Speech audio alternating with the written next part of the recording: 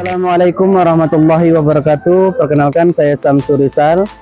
Saya guru SMP Negeri 58 Palembang sekaligus mahasiswa PPG dengan NIM 2410418131 di LPTK UIN Raden Patah Palembang. Kali ini saya akan mengajar di kelas 9 dengan tema pembelajaran macam-macam mazhab fikih dalam Islam dengan model pembelajaran PBL. Selamat menyaksikan. Assalamualaikum warahmatullahi wabarakatuh. Waalaikumsalam warahmatullahi wabarakatuh. Apa kabarnya anak-anak sekalian? Alhamdulillah sehat, luar biasa. Allahu Akbar. Sebelum kita mulai pembelajaran hari ini, kita berdoa terlebih dahulu dipimpin oleh ketua kelas. Silakan kepada Rafa dipimpin. Nah, teman-teman, sebelum kita memulai pelajaran, marilah kita berdoa. Berdoa dimulai.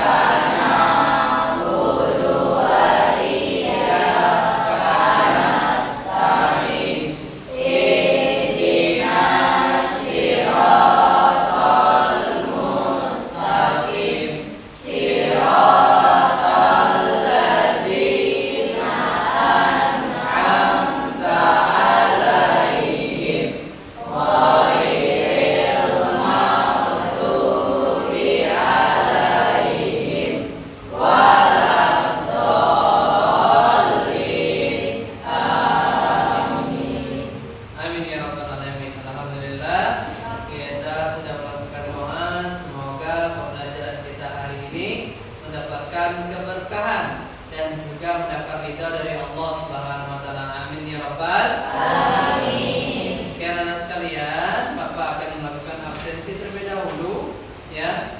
Siapa yang hari ini tidak hadir? Nihil? Alhamdulillah, berarti semuanya sehat, tidak ada yang tidak sakit. Ini yang harus kita syukuri ya. Oke. Baik anak-anak sekalian, minggu lalu kita pertemuan terakhir kita membahas tentang, ada yang masih ingat tidak tentang apa kita bahas? Ya, silakan. Pengertian qada dan qadar. Pengertian tentang qada dan Qadar. qada dan qadar. Oke, qada dan qadar ini kan termasuk takdir, betul nak ya? Nah, siapa yang bisa menjelaskan apa perbedaan antara takdir qada dan takdir qadar? Siapa? Boleh, silakan. Qada adalah takdir yang bisa diubah. Kalau qadar, takdir yang tidak bisa diubah.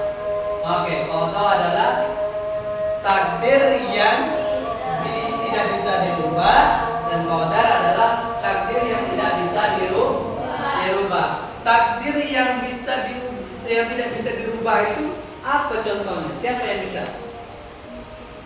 Nah, boleh. Apa nak? Kematian. Ya, contoh takdir yang tidak bisa kita ubah adalah kematian. Hari ini kita memasuki bab baru tentang pelajaran imam-imam mazhab fikih dalam Islam. Tujuan pelajaran kita mengenai imam mazhab ini pertama menjelaskan pengertian mazhab fikih. Jadi siswa mampu menjelaskan pengertian dari mazhab itu. Ya.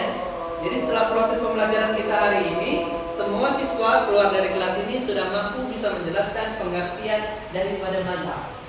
Ya, nomor 2 menyebutkan latar belakang munculnya mazhab. Jadi mazhab ini kan ada 4 nanti dibahas, ya. Ada latar belakangnya semua. Nanti setelah keluar dari kelas semuanya bisa menjelaskan mengapa banyak mazhab dalam Islam. Dan ketiga, menjelaskan pentingnya bermazhab. Oke, anak-anak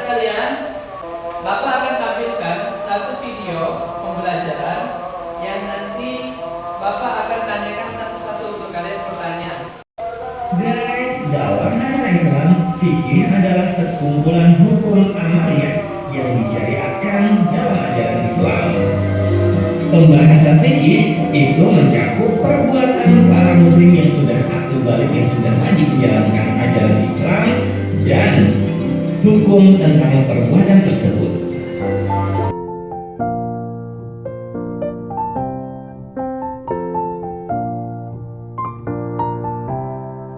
Madhab Syafi'i ini guys berkembang dan dianut oleh mayoritas muslim di wilayah-wilayah seperti negeri Mesir, pantai timur Afrika, Yaman, dan negara-negara Asia Tenggara seperti Indonesia, Malaysia, Brunei Darussalam, Thailand, dan Filipina. Oke, nah sekalian, dari video yang sudah Bapak tampilkan tadi, ya, Bapak pengen kalian bisa menjawab pertanyaan-pertanyaan yang Bapak beri. Yaitu pertama, dari video tadi kita bisa menyimpulkan apa itu mazhab. Ya, dari sekian mazhab tadi ada 4 mazhab. Ya, kenapa bisa mereka bermunculan? Oke, nanti Bapak akan bagi jadi 4 kelompok. Nah, teman-teman sekalian, anak-anak sekalian, ya, kelompok 1 sebelah sini, kelompok 2 sebelah sini, kelompok 3 sebelah sini, dan kelompok 4 di sebelah sini. Oke, sebelum kita mulai berkelompok, ya, sebelum kita bahas banyak pertanyaan-pertanyaan dan studi kasus, kita breaking dulu ya, biar semangat ya. Ya, yang lapar biar langsung jadi kenyang, ya. Yang haus jadi langsung haus lagi, ya. Iya, yang ngantuk jadi tidak ngantuk lagi. Oke, semuanya tepuk semangat. Semangat.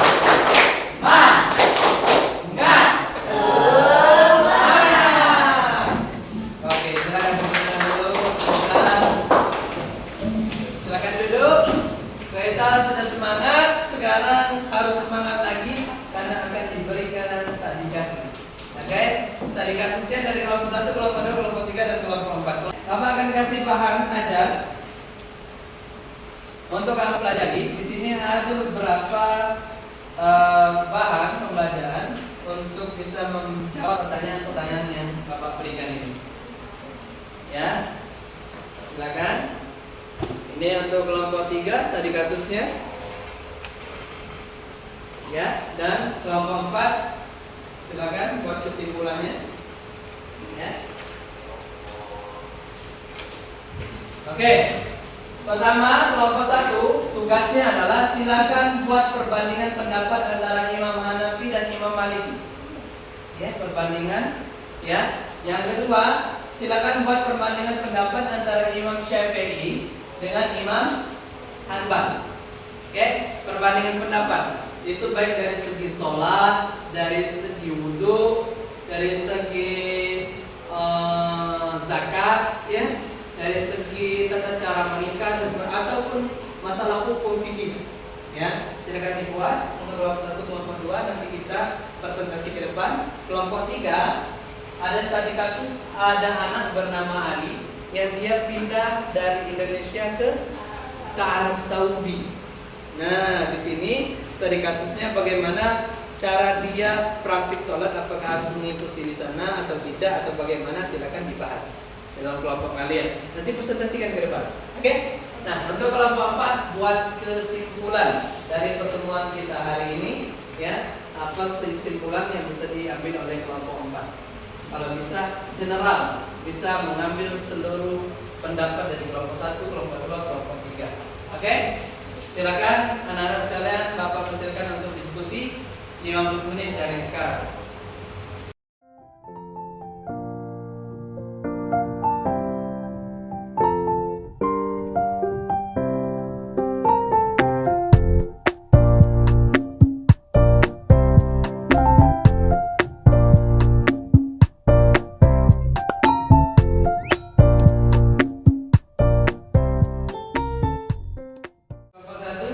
Boleh maju ke depan dulu.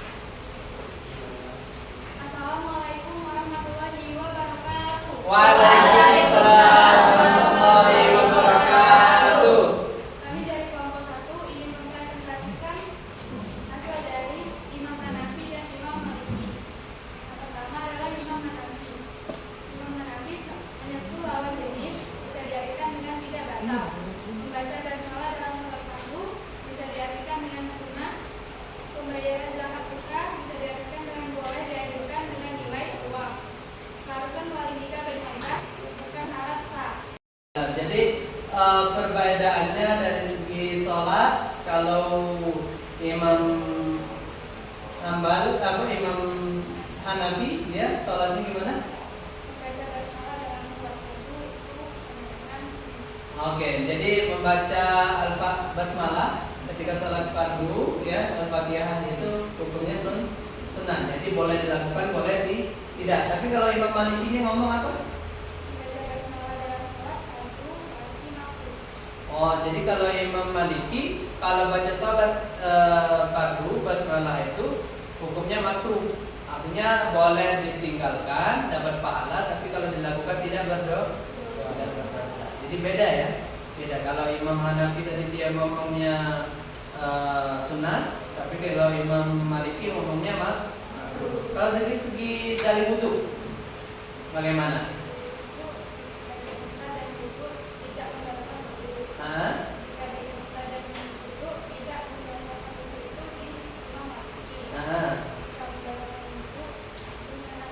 Oke, jadi Imam Hanafi bicara kalau memakan daging ya pas lagi wudhu itu membatalkan, tidak membatalkan. Tapi kalau kata Imam Maliki itu membatalkan. Jadi makan setelah wudhu itu kata Imam Hanafi itu membatalkan, tidak membatalkan. Tapi kalau Imam Maliki ngomongnya malah itu membatalkan, ya, membatalkan. Jadi itu harus kita pahami perbedaan-perbedaan. Jadi kalau kita nanti pergi ke daerah sesuatu tempat, ketemu dengan yang berbeda mazhab dengan kita, jadi kita udah paham, oh dia Imam mazhabnya Imam Maliki, oh dia mazhabnya Imam Hanafi. Jadi kita tidak menyerang, oh kafir kamu, nggak bisa. Beda. Berbeda dengan kita bukan pasti dia kafir. Boleh tepuk tangan lagi sekali-kali untuk luar biasa. Silakan duduk. Selanjutnya kita mau kulik-kulik dari kelompok 2. Silakan kelompok 2 maju ke depan.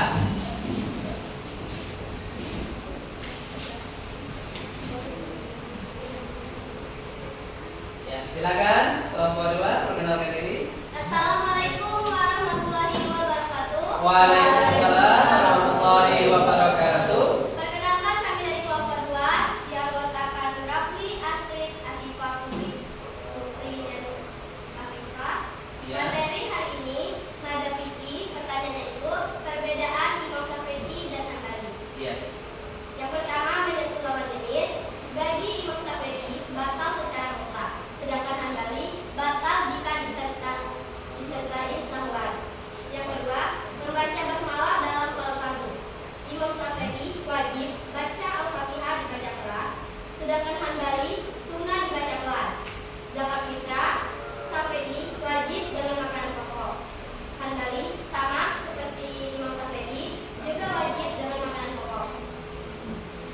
Wali nikah, wali wanita. Syarat syah mutlak bagi Imam Syafi'i dan Hambali. Yang terakhir, daging unta dan wudu tidak membatalkan wudu bagi Imam Syafi'i, membatalkan wudu Hambali. Oke, jadi siapa yang bisa memberikan pendapat atau pertanyaan untuk kelompok 2? Boleh, silakan. Udah jelas, cukup? Oke, jadi Bapak jelaskan lagi. Dari kelompok 2 ini disimpulkan bahwa Imam Syafi'i ketika kita makan, habis wudhu nih, kita makan, entah itu makan daging, unta dan sebagainya. Nah, itu ternyata kalau menurut Imam Syafi'i itu tidak membatalkan puasa. Jadi kalau kita habis wudhu, kita makan, kita minum, itu tidak membatalkan puasa. Yang membatalkan itu adalah hanya bersentuhan antara kulit laki-laki dengan perempuan atau kentut dan sebagainya, ya, asalkan habis makan tadi kata Imam Syafi'i ya dikumur-kumur terlebih dahulu. Takutnya apa? Takutnya ada yang nyangkut. Jadi pas sholat wah, kalau makan daging rendang masih ada.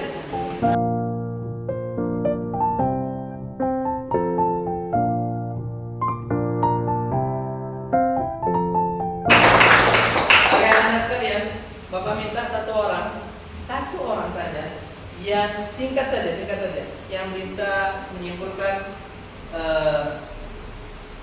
pertemuan kita hari ini. Ya, satu orang saja, bukan kelompok tapi orang, satu orang. Mungkin Bapak minta sama si Niko. Ya, silakan Niko. Apa yang sudah Niko dapat hari ini? Menjelaskan tentang mazhab fikih dalam Islam. Ada berapa mazhab?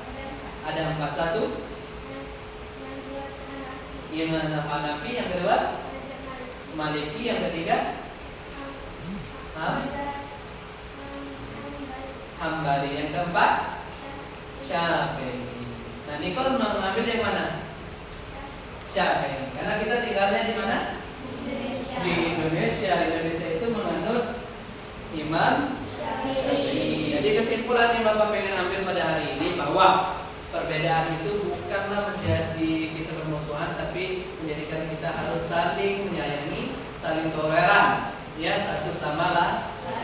Di gambar ini, Bapak ingin kalian bisa menyimpulkan bahwa di gambar ini ada gambar NU dan Muhammadiyah. NU dan Muhammadiyah beda nggak? Beda. Ya, kalau Imam Muhammadiyah sholatnya pakai Bismillah nggak? Nggak pakai, mereka langsung Alhamdulillah. Itu sudah beda dengan NU. Kalau NU pakai kunut nggak sholatnya?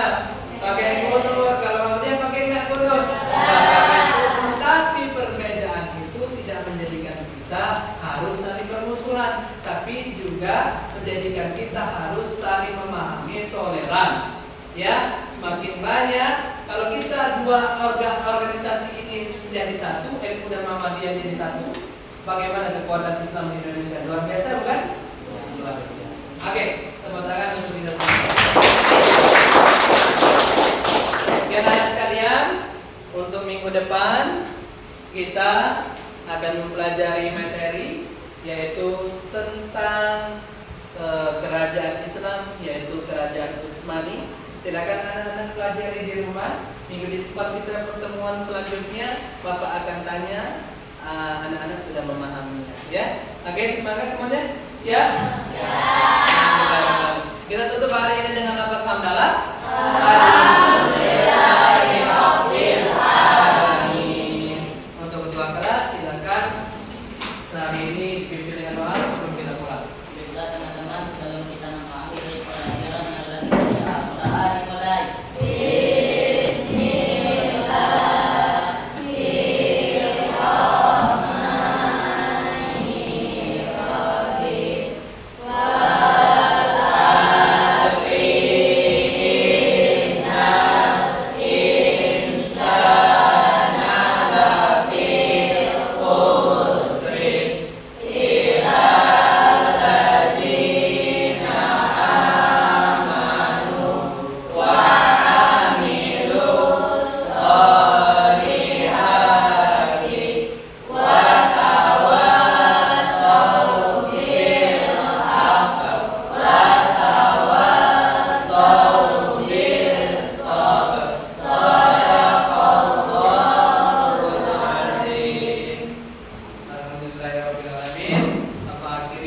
Assalamualaikum warahmatullahi wabarakatuh.